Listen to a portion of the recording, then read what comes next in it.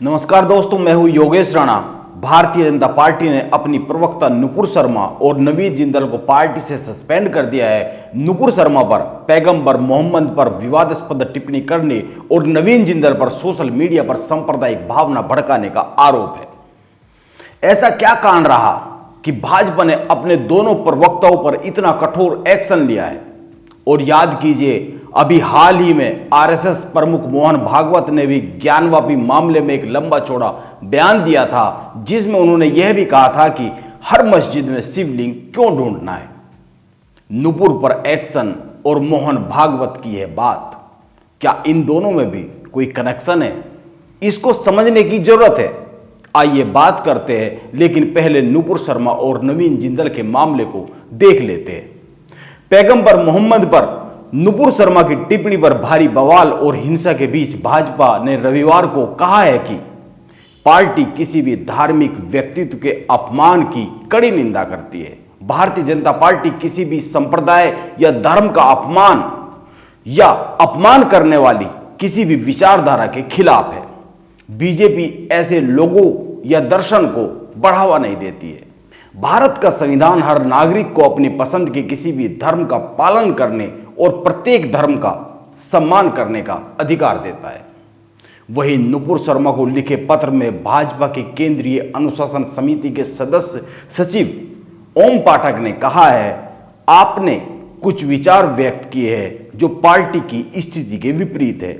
मुझे आपको यह बताने का निर्देश दिया गया है कि आगे की जांच लंबित रहने तक आपको पार्टी से और आपकी जिम्मेदारियों से निलंबित कर दिया गया है। पार्टी से निलंबित किए जाने पर नुपुर शर्मा ने भी कुछ ट्वीट किए हैं। इसमें से एक ट्वीट में उन्होंने लिखा है, मैं सभी मीडिया हाउस और अन्य सभी से अनुरोध करती हूं कि मेरा एड्रेस सार्वजनिक न करें, मेरे परिवार की सुरक्षा को खतरा है।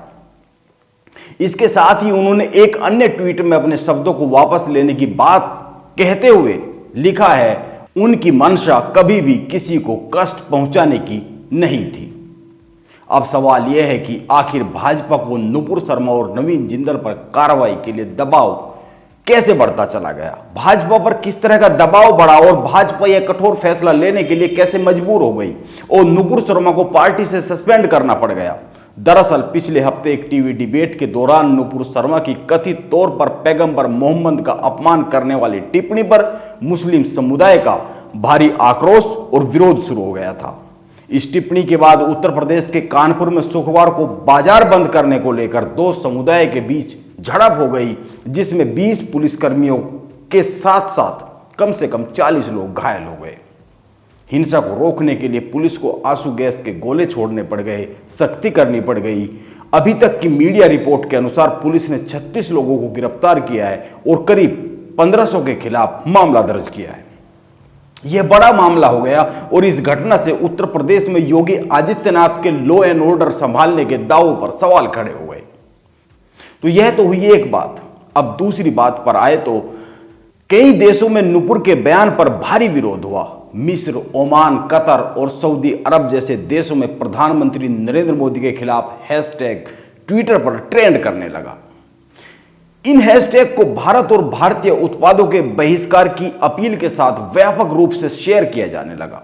सऊदी अरब में मुस्लिम वर्ग का एक बड़ा तबका इसे पैगंबर मोहम्मद पर हमले के तौर पर देख रहा है और हजारों की संख्या में वहां के लोग सोशल मीडिया पर अपना गुस्सा व्यक्त करने लगे।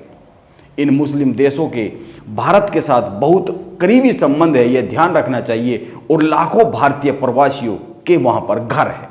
इससे इन देशों में प्रधानमंत्री नरेंद्र मोदी की छवि पर बात आती दिख रही थी, जिससे भाजपा किसी भी सूरत में समझौता नहीं कर सकती। आज की भाजपा प्रधानमंत्री नरेंद्र मोदी की छवि से समझौते के बारे में विचार तक नहीं कर सकती।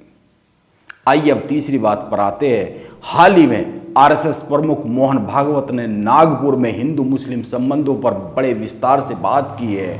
उन्होंने खास तौर पर ज्ञानवापी मस्जिद के मुद्दे पर बात की है और उनकी सारी बातों का निचोड़ अगर एक वाक्य में निकाले तो उन्होंने कहा है कि हर मस्जिद में शिवलिंग क्यों ढूंढना है। माना जा रहा है कि उनके इस बयान का असर है और जिस कारण भाजपा प्रेशर में है, और एक वजह यह भी रही कि नुपुर शर्मा पर एक्शन लिया गया। उनके इस बयान से भाजपा दबाव महसूस कर रही है, यह एक ध्यान में रखने वाली बात है। लेकिन एक बात और भी है जिस पर गौर करना चाहिए। हाल ही में अमेरिका ने अंतर्राष्ट्रीय धार्मिक स्वतंत्रता रिपोर्ट 2021 जारी की है। इसमें भारत को लेकर बहुत ही कड़ी कड़ी टिप्पणियां की गई है। इस रिपोर्ट में कहा गया है कि भारत में लोगों और धार्मिक स्थलों पर हमले बढ़ते जा रहे हैं। अमेरिकी विदेश विभाग ने अंतर्राष्ट्रीय धार्मिक स्वतंत्रता पर वहां की संसद को सौंपी गई अपनी वार्षिक रिपोर्ट में आरोप लगाया है कि भारत में 2021 में अल्पसंख्यक समुदायों के सदस्यों पर पूरे साल हमले हुए, जिनमें हत्याएं और धमकाने के मामले भी शामिल हैं। हालांकि भारत सरकार ने इस पर बड़ा कड़ा ऐतराज जताया है, लेकिन इन सब बातों का अंतर्राष्ट्रीय मामलों में बड़ा असर होता है, यह गौर करने वाली बात है।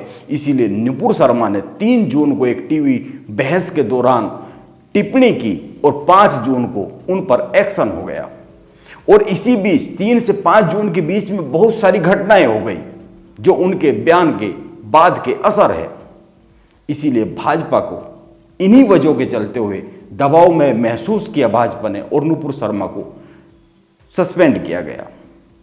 और वैसे भी भारत की छवि को नुकसान पहुंचाने वाले किसी भी बयान पर एक्शन लिया ही जाना चाहिए। नमस्कार, आप बने रहे मेरे साथ।